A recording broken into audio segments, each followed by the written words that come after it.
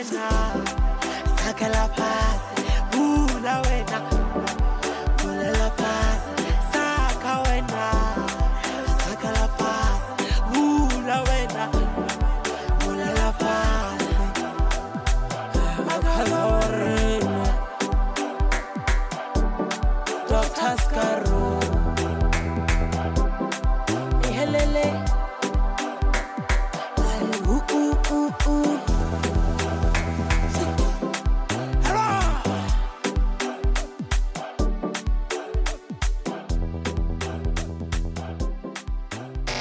It's time for Africa World Hour with Tsepiso Makwetla. Stay tuned for insights, impact, and inspiration right here on Channel Africa. Available on the Channel Africa app.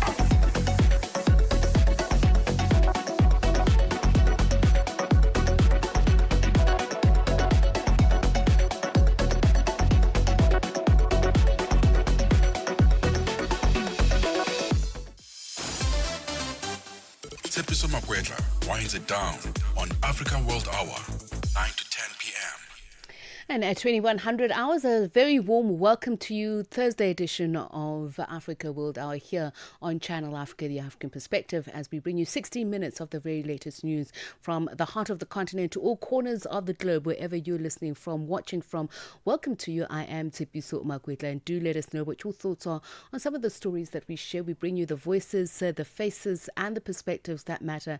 And of course, that means your perspective matters as well. Reach out to us, +27 634 4069128. That's the hotline WhatsApp number that you can reach us on. Let's take a look at your top stories this hour. 1 hour, one continent, one voice. Africa World Hour with Tsepiso Makwetla on Channel Africa, the African Perspective. And we start with this. South Africa's Economic Freedom Fighters Party President Julius Malema praising President Cyril Ramaphosa on how he handled the G20 tensions with the USA. The US pulled out of this year's G20 meeting after initially confirming that it would attend the meeting in Nasrec, Johannesburg. It has also made its intentions known that it will not be inviting South Africa in next year's G20 meeting in Miami, Florida. Malema says that Ramaphosa has handled the matter well because it's not easy fighting America. Ramaphosa handled this saga very well. If it was me, it would have been worse. He did. That's what you see, that's the thing with diplomacy and radicalism and all of that. You ought to strike a balance. The guy handled that thing very well, very successfully, in a situation where he was confronted by serious hostility. It's not easy to fight America. It has never been easy. But like Fidel Castro, we're not going to retreat. Meanwhile, the Economic Freedom Fighters leader Julius Malema has characterized US President Donald Trump as the reincarnation of Germany dictator Adolf Hitler. Malema says this is for Trump's stance in Venezuela, the Middle East, and funding the genocide in Palestine. Tensions between South Africa and the US have been high since Trump's re-election as US president. This is for his unsubstantiated claims that there are human rights abuses against Afrikaners. Malema elaborates. The onslaught on the people of Venezuela for the sole and admitted purpose of taking over Venezuela's oil refineries, the manipulation of the electoral processes in numerous elections in Latin America, the disruptive role of Donald Trump in the Middle East, including threat to colonize the Gaza Strip after funding the genocide of Palestinians, has resulted in the EFF correctly characterizing Donald Trump as a reincarnation of Adolf Hitler.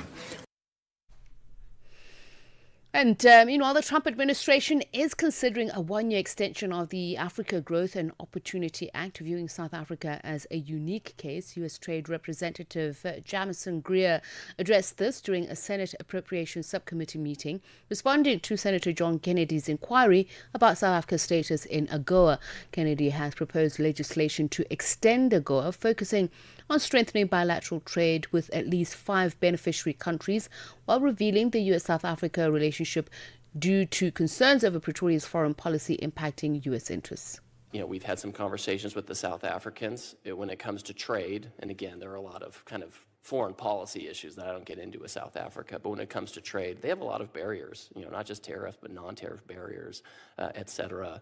We've made clear to the South Africans that if they ever want to have a better tariff situation with us, they need to take care of these tariffs and non-tariff barriers. They're a real economy. They're a big economy, right? They have an industrial base. They have an agricultural base. They should be buying things from the United States. Botswana has reinstated its ban on importing certain vegetables, including tomatoes and potatoes, from South Africa. Authorities say the move is meant to encourage citizens to buy locally produced food. But the decision has raised questions, especially since both countries are members of the Southern African Customs Union, a bloc created to promote free trade. Economist Wandile Slobo says the union may now need a serious review. The two countries that have continued with this practice is Botswana and Namibia. The key argument that all of these countries put on the table is that they want to increase their own domestic production, which is a fair thing, and we want countries to do that. But I do think that there is an appropriate way of doing that without completely shutting off trade and disrupting the value chains in this region. Disadvantages the consumers in these countries, the retailers. And finally, South Africa's Basic Education Minister Sivuya Gwarube says her department has opened a criminal case with police against 2 employees in her department. They've been suspended after being linked to the leak of 7 papers in the 2025 National Senior Certificate examinations. Gwarube has confirmed that English, mathematics and physical sciences papers were leaked before the exams were written. Several grade 12 learners are also suspected to be involved. A preliminary investigation reveals that the incident is isolated to 7 schools in Pretoria. Gwarube addressed the media in Parliament and had this to say.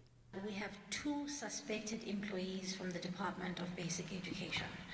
And these 2 individuals have both been suspended and they have been reported to the South African Police Service. As Bukhanya has indicated, it's very important for the integrity of the investigation that we don't zoom into who these individuals are, so that we can make sure that we don't shoot ourselves in the foot, because ultimately what we want to do, we want to lead to a successful prosecution. Africa World Hour. Africa World Hour. Unpacking global headlines from an African perspective. And we go on to the story now. The United States Coast Guard seizing an U.S.-sanctioned oil tanker off Venezuela's coast in the latest escalation of the tanker against the government of President Nicolas Maduro, the seizure of the tanker, which reportedly departed Venezuela on December 2nd with about 2 million barrels of crude destined for Cuba, was described by Venezuelan government as blatant theft and an act of international piracy. The seizure of the vessels came on the same day that the news emerged that Venezuelan opposition leader Maria Corina Machado, who allegedly had been in hiding in Venezuela for more than a year, arrived in Oslo, Norway, hours after her daughter accepted the Nobel Peace Prize on her behalf. Show Bryce Peace reports. A video released by U.S. Attorney General Pam Bondi shows what is described as the execution of a seizure warrant for a crude oil tanker that is claimed to be involved in illicit oil shipping. Navy SEALs seen boarding the vessel somewhere in the Caribbean. The news was first confirmed by U.S. President Donald Trump. We've just seized a tanker on the coast of Venezuela, large tanker, very large. Largest one ever seized, actually. And other things are happening, so you'll be seeing that later, and you'll be talking about that later with some other people. Explain a little more about this Venezuelan oil tanker and share a little more information about that. Well, I'll let the people do it, but you see the result, and I guess they probably have released the pictures by now, or pretty soon. You'll discuss that with the appropriate people later on, but no, it was seized for a very good reason. We're interested on the seizure of this tanker. What happens to the oil on the next ship? Well, we keep it, I guess. The seizure comes amid a robust U.S. military presence in the region that has, since September, carried out more than 20 strikes on suspected drug vessels and killing more than 80 people, in what the UN Human Rights Office has labelled a violation of international law. Volker Turk is the UN High Commissioner for Human Rights. I consider them a violation of international law, in particular international human rights law. I have asked for prompt, independent investigations. We have seen a debate now in the US, in Congress as well, about these strikes, and I hope that they will lead to a prompt, serious investigation that is independent, so that we can get to the bottom of what has happened there.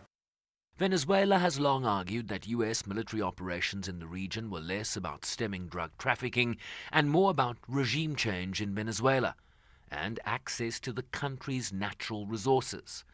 After President Maduro was re-elected last year under dubious circumstances following accusations of widespread voter fraud and a UN panel of experts' determination that the election lacked basic transparency and integrity. Maduro and other Venezuelan officials have also been charged with narco-terrorism in the United States.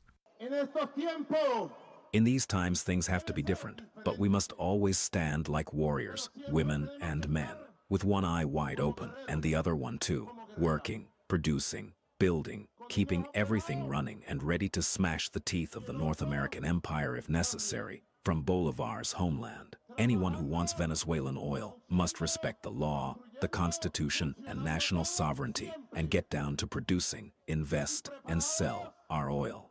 Venezuela, an oil colony, never again.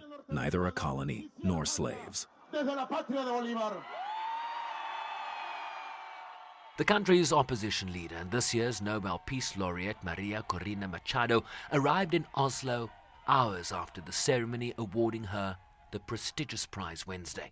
Venezuela has turned into a nation, a country in which the state applies terrorism. The regime that has control of all institutions has applied state terrorism towards innocent people and committed crimes against humanity. And everybody that dares to speak out to defend any of your basic rights takes a huge risk and probably ends in prison. And if they go looking for you and they don't find you in your house, they will take your family, even children, in prison. So they had say that I'm a terrorist, that I have to be, in jail for the rest of my life, and they're looking for me. Reuters reports that more than 30 US-sanctioned oil vessels doing business in Venezuela could be targeted by Washington after Wednesday's seizure. I'm Sherman Bryce-Pease in New York. M23 rebels have captured the city of Uvira in the east of the Democratic Republic of Congo. This after more than a week of fighting with government forces backed by Burundian troops and militiamen from the Wazalendo group. The strategic city has served as a provincial capital for the mineral-rich province of South Kivu. SABC correspondent Chris Ochemrenga has more from Kinshasa.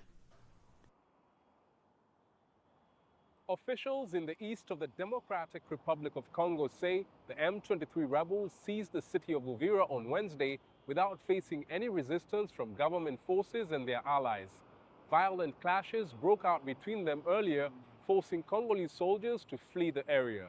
The M23 spokesperson says they have liberated the city. Uvira was the last government-held city in the mineral-rich province of South Kivu. It shares a border with Burundi and is a pathway to other strategic provinces in the DRC. Many Congolese are disappointed about the fall of Uvira. As Congolese, we were happy to hear that progress had been made in ending the conflict in our country's east. But just 2 days later, we heard that our brothers over there were attacked and the rebels have continued fighting. It's very sad. We have an army and well-trained commandos who we should use to stop the rebels' advance. We should not be constantly talking about negotiations when the rebels continue fighting. They even killed civilians on the day our leaders signed a peace deal. What is that? The DRC government has accused Rwanda of launching attacks against its army and civilians as the rebels advance towards Uvira. But Rwanda has denied the charge and accused the DRC of continuing to support a militia known as FDLR that seeks to destabilize its country. The latest escalation in fighting comes barely a week after the DRC and Rwanda signed a peace deal in Washington, D.C., mediated by U.S. President Donald Trump. The U.S. and several European countries have condemned the fighting and urged the M23 rebels and Rwandan forces to immediately stop the offensive in the east of the DRC. The UN says the recent fighting has left at least 74 people dead and 83 others wounded. More than 200,000 civilians have been displaced in the latest clashes that began last week. Chris Ochamringa, SABC News, Kinshasa. Mix Vibration sur Channel Africa. Qu'est-ce qui vous a amené à dire ça? Est-ce que vous avez observé un certain nombre d'événements dans la vie? Est-ce que c'était par rapport à une expérience? Est-ce que vous avez rencontré des choses qui vous ont dit il faut de la patience, comme ça les choses vont venir au bon moment et le bon Dieu pourra peut-être me visiter? Oui, c'était justement un conseil que le Seigneur m'avait inspiré pour donner à son peuple, parce qu'il y a la plupart des gens, pendant que Dieu bénit les autres, ils pensent que Dieu les a oubliés, et pendant que Dieu ouvre pour les autres, ils pensent que peut-être Dieu n'a pas pu écouter leurs prières. Alors, ce n'est pas le cas. Alors, Dieu bénit tout un chacun de nous avec son temps. Donc, le temps de Dieu est toujours le meilleur dans la vie de tout un chacun de nous. Mix Vibration, tous les dimanches, de 18h à 19h, temps universel. Africa World Hour. Unpacking global headlines from an African perspective. At 16 minutes past 9, new statistics released this Thursday by Statistics South Africa show that poverty levels in the country have declined over a 17-year period, but millions of households remain vulnerable. The poverty trends in South Africa's report tracks changes between 2006 and 2023, examining differences across gender, age groups, and household structures. Channel Africa's Lebogang Mabange unpacks them. South Africa's long-term poverty trends show progress, but also a warning. Stats SA says the country is reducing poverty, yet too slowly to shift the lived reality for millions. According to Stats SA Director for Money-Metric Poverty and Inequality Statistics, Werner Rook, the data reveals a two-sided picture, improvement, but at a pace that leaves many behind. The story of poverty in South Africa is mixed. While there has been notable progress made, the pace of that progress remains slow. In 2006, the poverty headcount using the lower bound poverty line, which is set at 1,300 Rand per person per month in 2023 prices, was 57.5%, or about 27.3 million people. By 2023, the headcount had dropped by 19.6 percentage points to 37.9%, approximately 23.2 million people. This means nearly 4 million people have moved out of poverty since 2006, but more than 23 million still live below the lower bound poverty line. Stats SA says food poverty, which affects the most vulnerable households, has also declined but remains alarmingly high. About 10.8 million South Africans remain food poor, with 2.2 million fewer than there were in 2006. In addition to falling poverty headcounts, poverty gaps have also narrowed over time. The poverty gap measures the depth of poverty. That is how far the poor are from the poverty line. A smaller gap means fewer resources are needed to lift people above that poverty line. Between 2015 and 2023, the gaps for all poverty lines declined. This shows that not only has the proportion of poor individuals decreased, but those who remain poor are on average closer to escaping poverty in 2023 than they were in 2015. But while household incomes have improved in some areas, the burden of poverty continues to fall disproportionately on women. The report shows endangered inequalities that have barely shifted in nearly 2 decades. The disparity between the sexes has remained mostly the same since 2006, with males recording headcounts that are on average roughly 4 percentage points lower than females when using the lower bound poverty line. Additionally, females continue to account for a larger share of the poor population. In 2023, roughly 53.6% of all poor persons were females, while the share for males was 46.4%. Outside of gender, economists warn that age patterns are becoming a major risk factor. Young people continue to face highest levels of poverty driven by unemployment, sluggish economic growth, and limited pathways into the labor market. KPMG lead economist Frank Blackmore says the economy is simply not growing fast enough to support the country's expanding youth population. There's still a lot of poverty around in all age groups, but the proportion in the younger age groups is larger than in the older age groups. And I guess there are many reasons for this. One, South Africa still has a young population that's been growing at 1.5%, whereas the economy has only been growing at less than 1% for the last 10 or 15 years.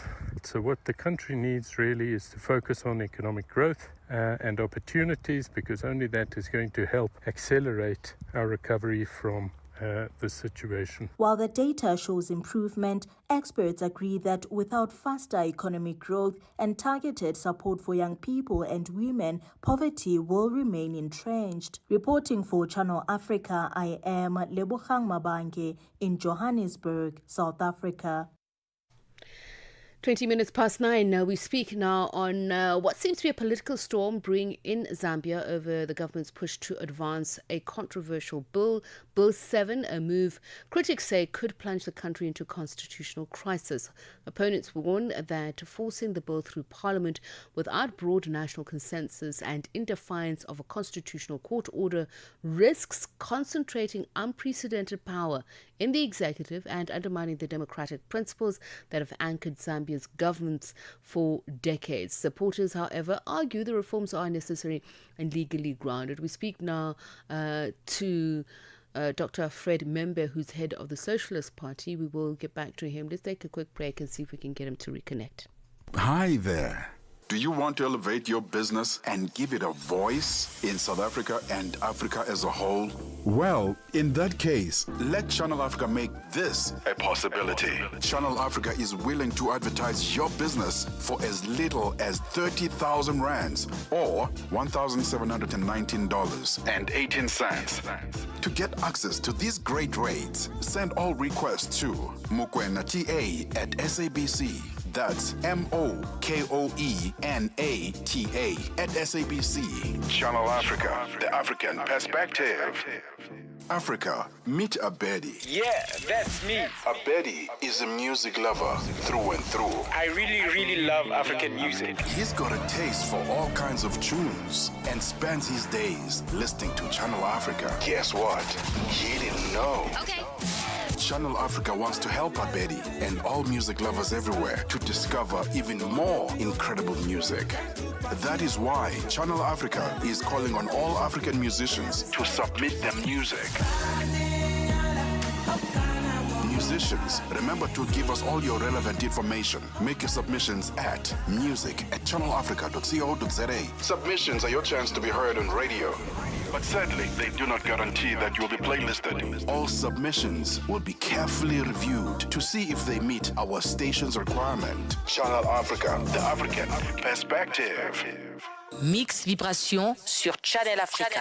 Qu'est-ce qui vous a amené à dire ça? Est-ce que vous avez observé un certain nombre d'événements dans la vie? Est-ce que c'était par rapport à une expérience? Est-ce que vous avez rencontré des choses qui vous ont dit il faut de la patience, comme ça les choses vont venir au bon moment et le bon Dieu pourra peut-être me visiter? Oui, c'était justement un conseil que le Seigneur m'a fait inspirer pour donner à son peuple, parce qu'il y a la plupart des gens, pendant que Dieu bénit les autres, ils pensent que Dieu les a oubliés, et pendant que Dieu ouvre pour les autres, ils pensent que peut-être Dieu n'a pas pu écouter leurs prières. Alors, ce n'est pas le cas. Alors, Dieu bénit tout un chacun de nous avec son temps. Donc, le temps de Dieu est toujours le meilleur dans la vie de tout un chacun de nous.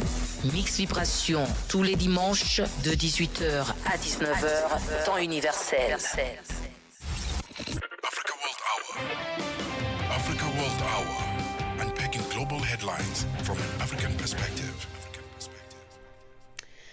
And let's go back to that story about the controversy over Bill 7 in Zambia at the center of a political storm in which detractors say it will put inordinate amount of power in the executive, while supporters are saying the reforms are necessary and legally grounded. We speak now to Dr. Fred Membe, who is the leader of the Socialist Party in Zambia. Very good evening to you, Dr. Membe. Good to speak to you again. So just unpack it for us. And I know you are amongst the detractors, but just from a general, if at all, objective level, what is being touted about Bill 7? What is it meant to do? I think the biggest challenge with the Bill 7 is not primarily its contents for now. It's the process. Okay. The process was outlawed by the Constitutional Court in its judgment a few months ago. And then it required, to be restarted. But if it has to restart, it will mean it can only come to materialize after August next year. This government wants a constitutional amendment before the elections of August next year. So if they don't do it now, they are stuck. Some of the provisions are there to guarantee Mr. Hichilema's continued stay in power. There are fears that if he doesn't make those changes, it will be difficult for him probably to win the elections and to continue governing. So he wants the changes to occur before the elections.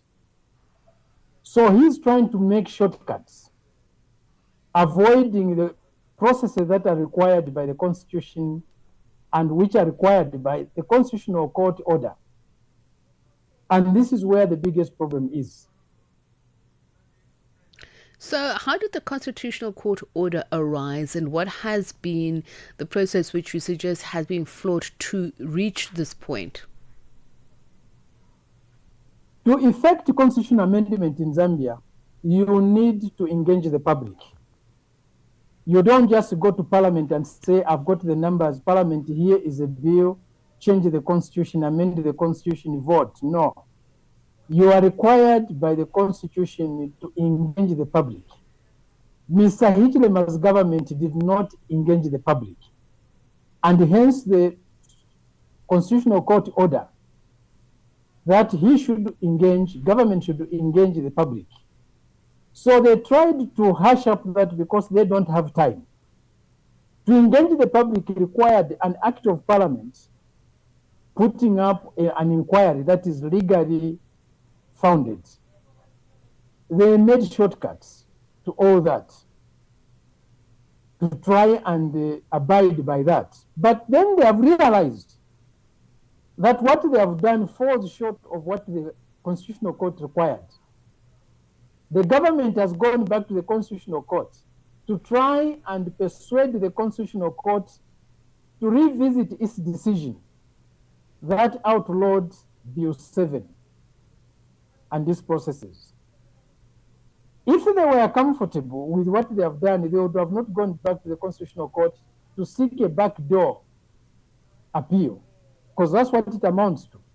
The Constitutional Court is an apex court, it's a court of final jurisdiction. It has made its decision, and that decision is final. Now they have gone back asking the court to revisit its own decision. That's desperation. It's desperation. Now, you mentioned the fact that there's a need for... Dr. Membe, you mentioned that the national consensus is the proper way of doing it. In what form would that take? And is there an estimation of how long a period that would then render that process as genuine, as legitimate? And I also want to look at the argument that they might make that what happens in Parliament is representative of the will of the people that voted those parliamentarians there. So therefore, it should be seen as part of a broader public participation. Yes, parliamentarians are voted for by the people, but they are not above the constitution when it comes to how things should be done. The constitution sets up how things should be done, and the interpretation of the constitution is a preserve, not of parliament, but of the constitutional court. Wherever constitutional matters arise, the final say is with the constitutional court. And the constitutional court has said the process you have taken violates a number of constitutional articles of the constitution. So you go back and consult. The consultation processes require them to enact an act of parliament, which is used to do the consultations. After that, a bill is drawn up and presented back to the public again before it's tabled as a bill in parliament. That has not been done.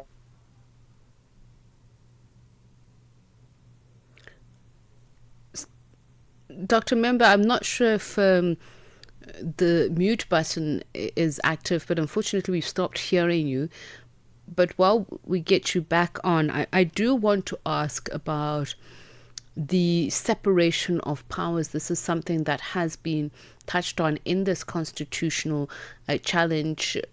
Are you able to explain to us what has been transgressed? Okay, unfortunately we don't seem to have a very great connection to Dr. Fred Member, but we will see if we can just get him back perhaps on audio to continue with the conversation. So it's an issue of public consultation and trust that is at the fore here with regards to what is happening in Zambia. It's about Bill 7, and critics of it saying it could plunge the country into a constitutional crisis, as you're hearing the leader of the Socialist Party, Dr. Fred Membe, say, and he is back with us. So, Dr. Membe, I was asking about this issue of separation of powers with regards to the process. What can you tell us about what the stickler points are there?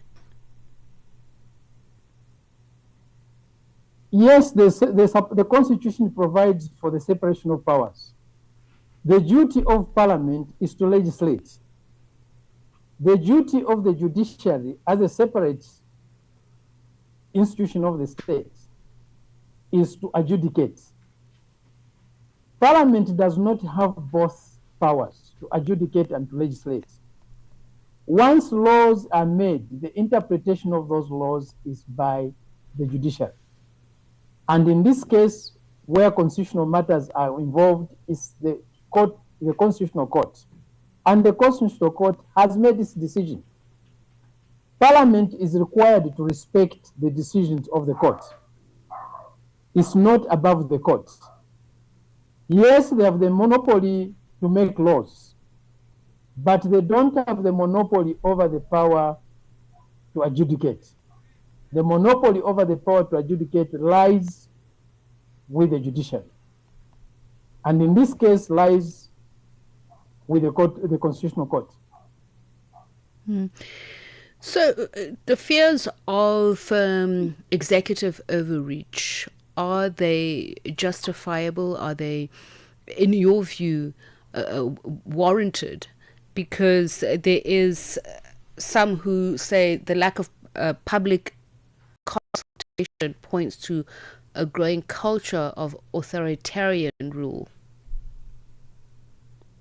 If the executive can be given the mandate, can be allowed to set precedent where they can amend the constitution using the numbers they have in parliament at any time, that will set a very dangerous precedent. And society will be crushed from above. It will set up, a constitutional dictatorship. There will be constitutional tyranny, there will be constitutional illegality. And that's not desirable. Yes, Parliament should legislate, but with the control of the people, there has to be consensus over constitutional matters. And it's limited. And in this case, the lack of buy-in from the public, do you think then it will have an impact on erosion of public trust, national unity, and of course, just peace and legitimacy?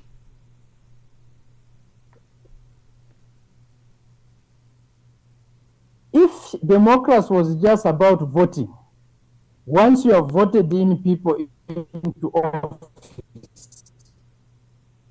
then they can do as they please until the next election. All right, we're going to have to leave it there, unfortunately.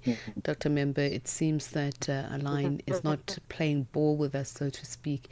Dr. Fred Member is the president of the Socialist Party in Zambia, and they are calling on the government to respect the constitution and the separation of powers by not asking the Constitutional Court to be in defiance or by not asking the Constitutional Court to re-look at an order that it gave earlier on Bill 7, saying that public has to be consulted and the process has to be undertaken in such a manner that it allows for genuine feedback that is, of course, enshrined in the Constitution, that is outside of coercion, but also central to democracy.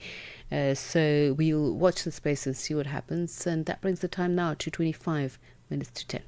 Africa, meet Abedi. Yeah, that's me. Abedi is a music lover through and through. I really love African music. He's got a taste for all kinds of tunes and spends his days listening to Channel Africa. Guess what?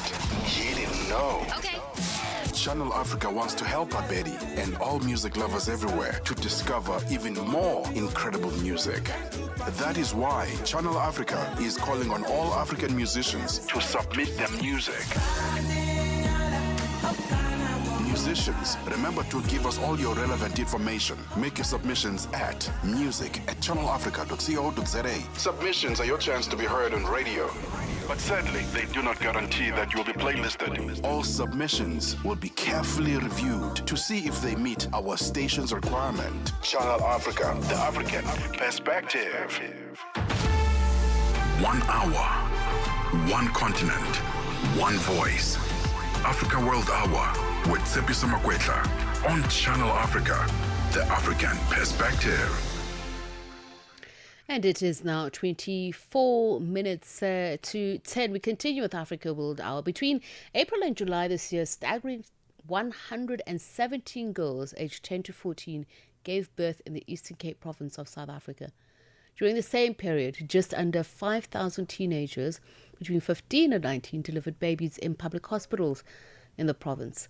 These figures highlight a deepening child pregnancy crisis in the province. Many of these cases are legally classified as statutory rape, in fact. In the small town of Gariga, just outside of Gqeberha, one NPO says the crisis is worsening, driven by poverty, exploitation and lack of support systems. Sisipo Ngumbe reports. A Gariga-based pregnancy crisis centre hosted a small festive season gathering where the laughter and music masked the heaviest stories carried by many of the teenage mothers attending, as teenage pregnancy remains one of the Eastern Cape's most pressing social issues. Some of the girls here say they navigate motherhood without financial or emotional support, often abandoned by their partners and left to face family disappointment all on their own. I was only 17 years old when I found out I was pregnant. I would feel nauseous every morning after I eat. So the next day, I went to the clinic, and when I got there, they told me I'm pregnant. I was so afraid to tell my mother because she was very strict.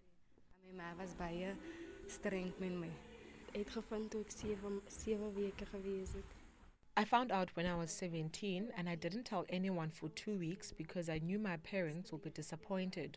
But when I told them, they encouraged me. Many people spoke badly about me, but my parents supported me. The New Life Family and Crisis Pregnancy Centre works directly with girls in crisis, from counselling to material support.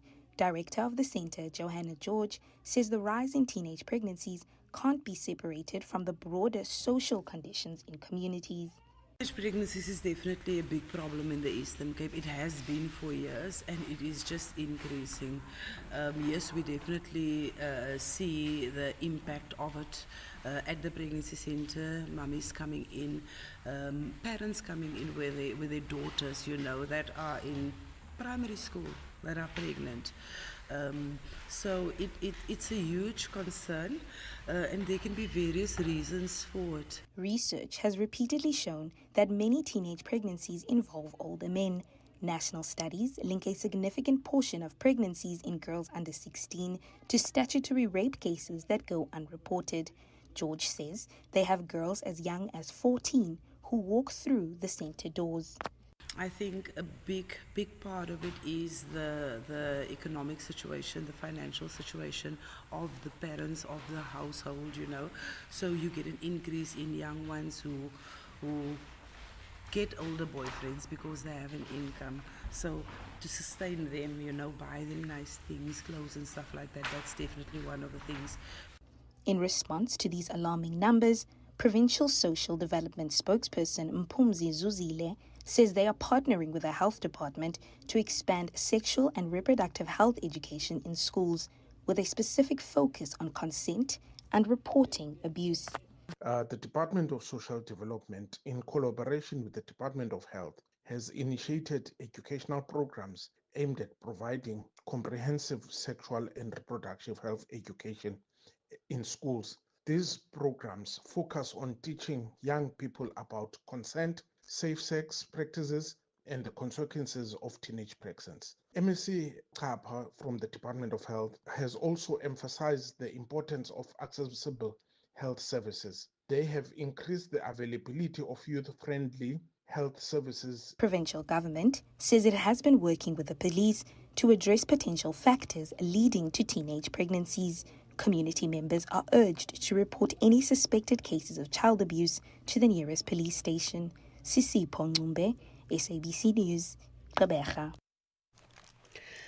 And on Africa World Hour today, we talk about this: viral lies, real consequences, and the growing danger confronting South Africans as misinformation spreads unchecked across social media platforms. Earlier this week, South African television presenter Babi Moloi found herself at the center of a storm of false claims and manipulated content circulating widely on Facebook, sparking public outrage and exposing once again the platform's failure to curb harmful posts. Her deal is not an isolated incident, so says the Daily Maverick, which originally wrote the story, but part of a much deeper problem: the ease with which malicious actors exploit weak content moderation to target individuals, it says, distorts public opinion and inflicts lasting personal and reputational damage. Let's speak now to Kirsten Pearson, an activist and development practitioner from the Center for Analytics and Behavioral Change. Kirsten, thank you so much for speaking to us first. And just a baffling set of circumstances, actually, so how this run could go on for so long and to have people who keep on perpetuating it. So from an analytical perspective, what does this incident around Babi Moloi reveal about the mechanics of how disinformation spreads to so rapidly and also widely, particularly in Facebook? Good evening, Tsepiso, and to the viewers. So this was extremely interesting to research, and I am pretty sure that it was quite difficult for Pabi to find out on social media that she is allegedly dead when she is very much alive. So she put out a video confirming that she is very much alive, and the viral lies had spread via a group of accounts on Facebook, which we tracked, and we found that these accounts are gossip mills. So they're celebrity gossip news accounts. They're not really news. And they all put the same story out within a few minutes of each other. And so this spread across the internet. It was on Facebook that it happened. And then it spread across platforms as well when users saw pictures of her with white doves, and what was posted looked very much like it was saying that, you know, she'd passed away, but the posts were misleading, and then some users started reposting them saying rest in peace, and then another of these accounts actually solidified the false information, the disinformation about it, posting rest in peace and all sorts of hashtags. So that would be a very distressing thing to find out online. And I don't think it was unintentional. I think this was something malicious in the sense that these accounts have done this multiple times before.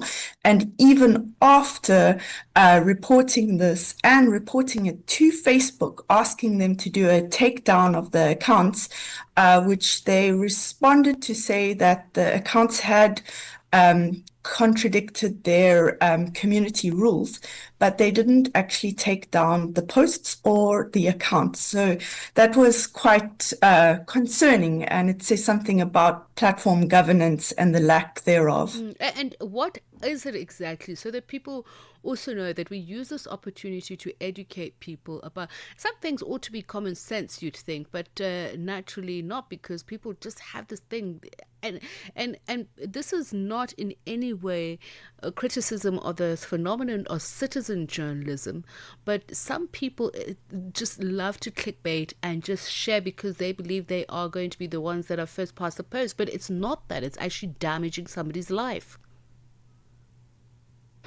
Yes, it was definitely a case of clickbait. And when you clicked through onto the story, it went to a website which is called Celebrity Breeze. And that website was running stories that were not what was being posted about on Facebook, but clearly it was clickbait to send traffic there and to generate ad revenue. So you can see how the platform features are driving people who are chasing ad revenue to spread disinformation. What are the consequences? And as I say again, what are the rules with regard to content moderation? So Facebook says people were not adhering to their community rules, but what are they? Are they, this fine print business is also problematic.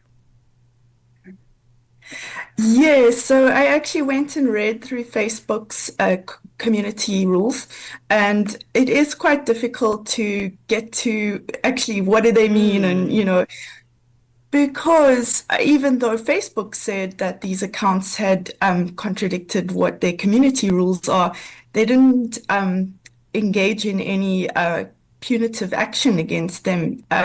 So even today, the links are live. And it also, even if they had responded to my email and taken down the accounts and the posts, it was too late. It had already spread virally online. So these things are happening in real time, and the content moderation is much slower.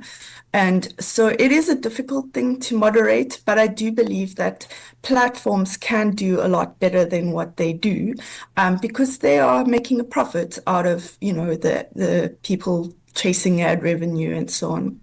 Is it a country context thing? Are they behaving better in other countries, or is it just a simple misalignment of social realities?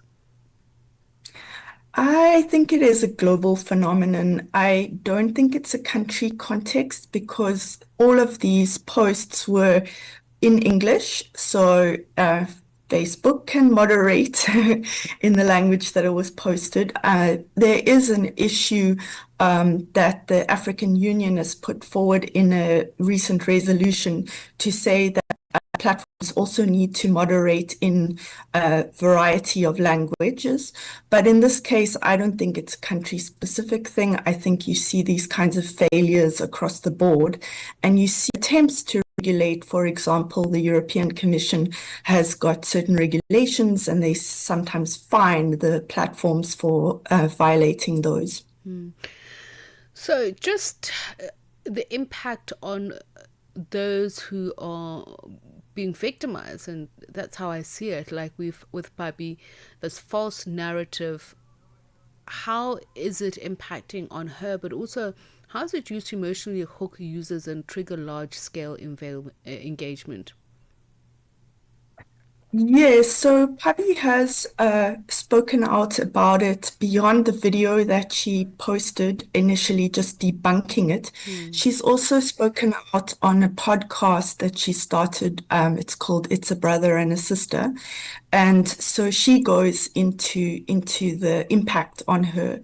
And I mean, imagine the reputational harms when you're a celebrity and people now are not sure. And, maybe people wanted to book her for work and they think she's passed away. That's can have an actual impact on her income, not to mention psychological impact from finding something out, your family perhaps, not being sure. So yeah, it's real consequences as I put in the article headline. What recourse then do I have for this deliberate behavioral manipulation if it happens to me or somebody who feels that they have their story, their lives, their livelihood, whatever it is, has been manipulated? And as you say, there's evidence that Facebook just did not do enough or anything to prevent it. Unfortunately, it would appear that this is an enormous gap, that you wouldn't have that much recourse. So I knew exactly who to contact at Facebook. I have met them at conferences and I know it's the correct person. They did correspond with us. So it's unclear as to why the platform wouldn't take more responsibility. And, if Pabi, for example, got in touch with them, I don't know if they would do anything more than what they did. And in any event, they should also be responding to the user reports. So I reported all of these disinformation posts.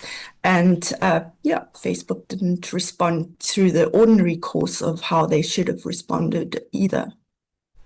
So can one claim psychological and or reputational damage as a result of their inability or refusal to act? I would imagine that a company like the Digital Law Company would be able to weigh in on such a matter. I know that there have been other cases against Facebook that have been taken via the courts. Particularly, Digital Law Company took the matter of child sexual abuse material on, and those posts and accounts were taken down. So I guess it would come down to a legal kind of interface, yeah. Kirsten, thank you so much for your time. Much, much appreciated.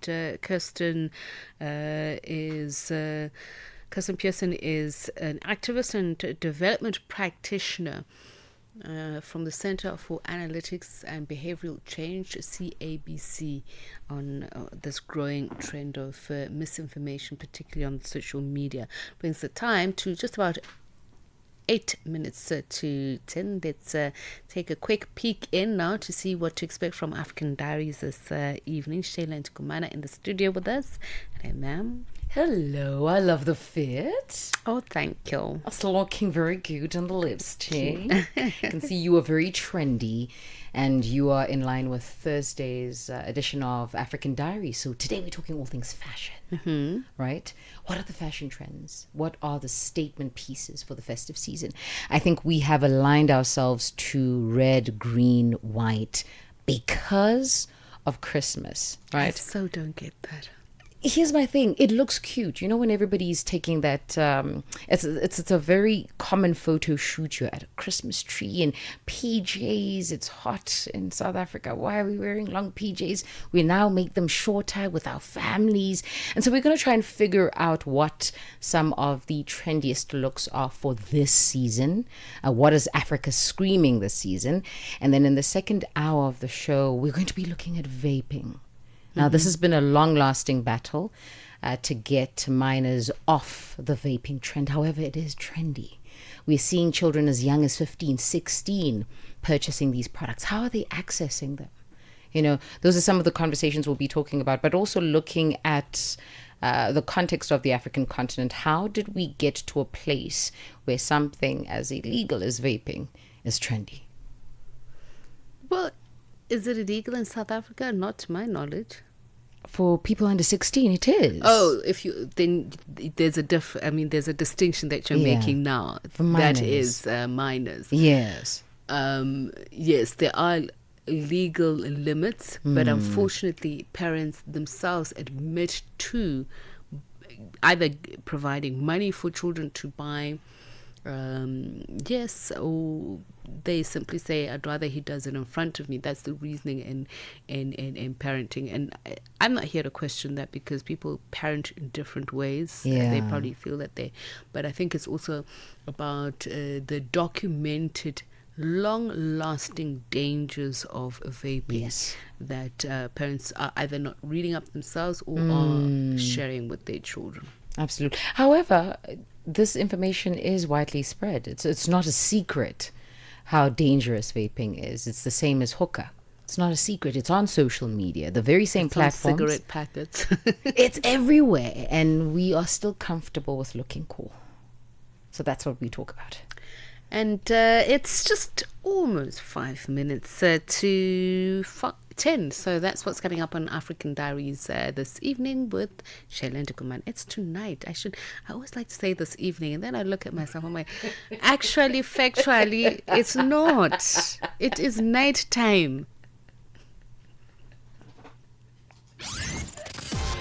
At the forefront, the most pressing issues on Africa World Hour with Tsepiso Makwetla. Channel Africa.